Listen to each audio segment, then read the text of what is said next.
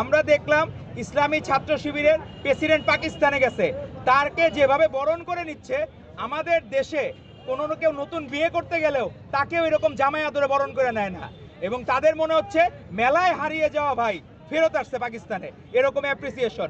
এবং ডাকসুতে কিভাবে কোন প্রক্রিয়ায় জিতেছে এগুলা অনেকটা বিতর্কিত ইস্যু, আনসলভড ইস্যু। কিন্তু সেই জায়গায় দেখলাম যখন ইলেকশন হইলো, পাকিস্তানে এত আনন্দ কেন? ডাকসুতে এর আগে অতীতেও তো অনেকে নির্বাচিত হয়েছে, কোনো দিন তো পাকিস্তান অ্যাপ্রিসিয়েট করে নাই। কিন্তু পাকিস্তানের জামায়াতে ইসলামী তারা বলেছে সেই জায়গায় ভারতকে পরাজিত করে এখানে ইসলামী ছাত্র শিবির বাংলাদেশে জয়ী হয়েছে। তো এই যে যে চর্চা, আমরা কোনোদিন কোনো দেশের দাসত্ব বাংলাদেশ মেনে নেবে না। আমাদের মাননীয় প্রধানমন্ত্রী জনাব তারেক রহমান, ওনার বার্তা একবারে স্পষ্ট, সবার আগে বাংলাদেশ।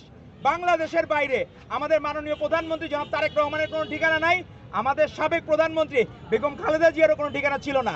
ভবিষ্যতে আমাদের যারা নেতৃবৃন্দ, আমরা এমন কোনো কাজ কোনোদিন করব না, বা বাংলাদেশ জাতীয়তাবাদী ছাত্রদল এমন কাজ করবে না যাতে কোনোদিন তাদের দেশের বাইরে যেতে হয়। এরকম কাজ অতীতেও করে নাই, ভবিষ্যতে কোনোদিন করবে না।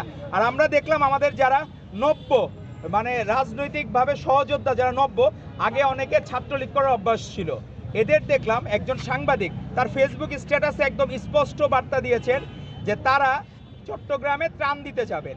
সাংবাদিকরা অনেকেই যাইতে চায় নাই, আমাদের বন্ধুরা এদেরকে জোর করে নিয়ে গেছে, সেখানে 3 ট্রাক ভর্তি মানুষ নিয়ে গেছে, কোনো ত্রাণ ছিল না। আমাদের তো চিটাগাঙে যারা বানবাসী মানুষ, এটা তো মানুষের দরকার নাই, এটা ত্রাণের দরকার ছিল। তো আপনি ট্রাক ভর্তি করে মানুষ নিয়ে গেলেন কোনো ত্রাণ ছাড়া।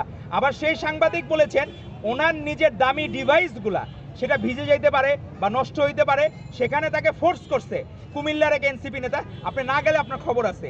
তো এই যে দাম্ভিকতা, এই যে আচরণের দাম্ভিকতা, এবং শেষ পর্যন্ত তারা কি করলো, সেখানে যে মাত্র 4টা নাকি ত্রাণ দিছে, মানুষ গেছে 100 জন, সাংবাদিক ভাইদের নিয়ে গেছে 200 জন, আর ত্রাণ দিছে মাত্র 4 বস্তা।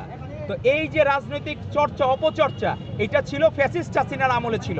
হাসিনা এবং তার দোসররা এই অপকর্ম করত এবং তারা নিজেরা লুটপাট করতো সব। এক হাসিনার খাবারের বিল, আমরা বলি না যে রাক্ষস রাক্ষস খক্ষস, এরকম যে রাক্ষস খক্ষসের খাবার, হাসিনা হয়ে গেছিল সেই রাক্ষস খক্ষস। 35 কোটি টাকা, সেটা কিভাবে একটা মানুষ এক বছরে খাবারে খরচ হইতে পারে? এটা বাংলাদেশের মানুষের কাছে আমাদের প্রশ্ন। তারাই কোনোদিন এই রাক্ষসকে কোনোদিন মেনে নেবে না। আর ডিসেম্বরে তার জন্য অবশ্যই ফাঁসির মালা অপেক্ষা করতেছে।